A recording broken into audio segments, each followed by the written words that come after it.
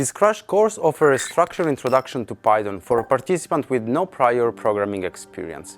We begin with the essentials: installing and configuring the core components, setting up a clean working environment, and understanding how to write clear, maintainable code. A central theme of the course is reproducibility. You will learn how to organize projects and manage dependencies so that your analysis can be reliably replicated across systems and over time.